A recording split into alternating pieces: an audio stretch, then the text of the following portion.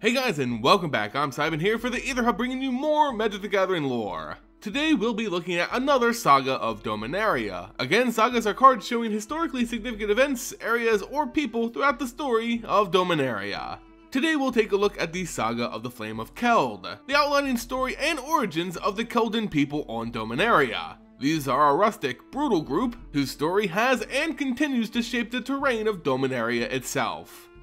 The Keldons are a group of hardened warriors, fighters, brutes, people who like to punch other people. The Flame of Keld represents their fiery spirit, their temperament and resolve, which has led them from nomadic tribes to a powerful banded group of true survivalists.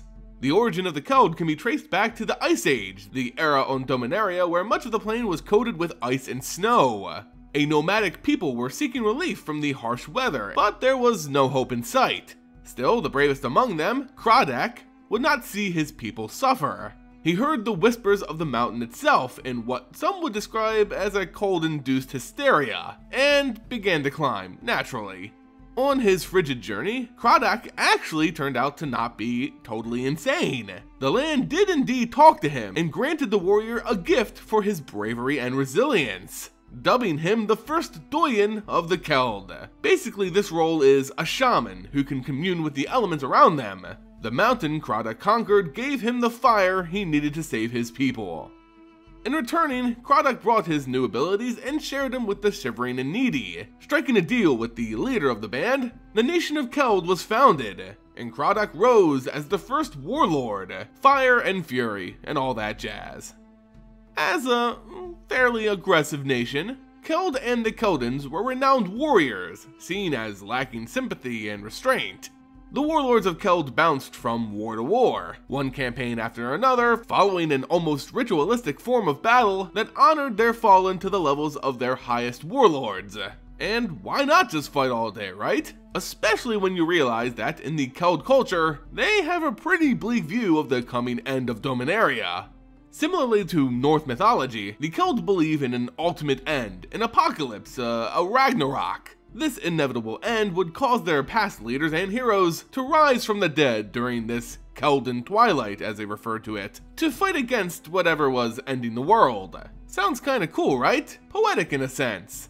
Well, it would actually see practice when the Phyrexians invaded Dominaria. With the Phyrexians wreaking havoc on the world, many Keldons believed that this was the prophesied twilight, the end of days.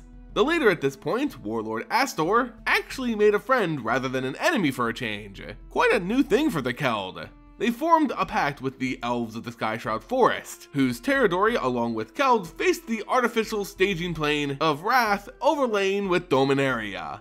A great battle raged between the Keld, Skyshroud Elves, and the invading Phyrexians, a fight like the Keld had never seen before, truly the start of Twilight. But this wasn't their beloved prophesied end, and while the dead did rise, it wasn't because of the Twilight.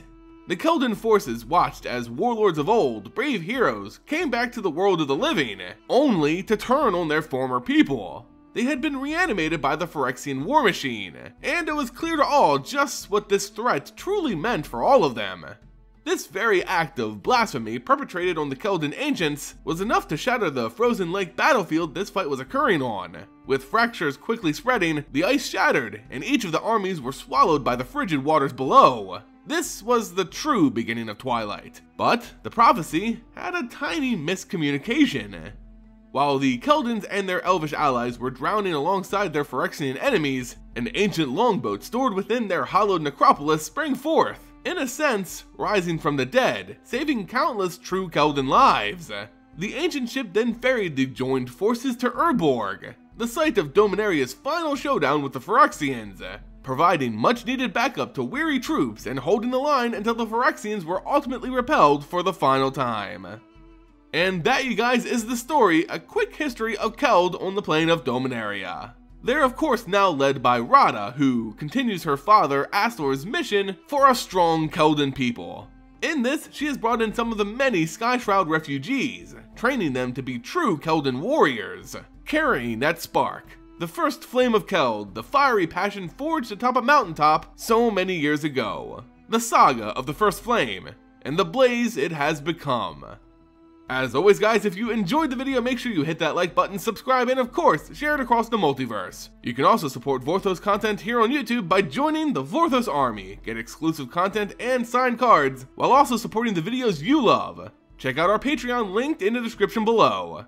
As always guys, thank you all so much for watching, and I'll catch you next time here on the Aether Hub.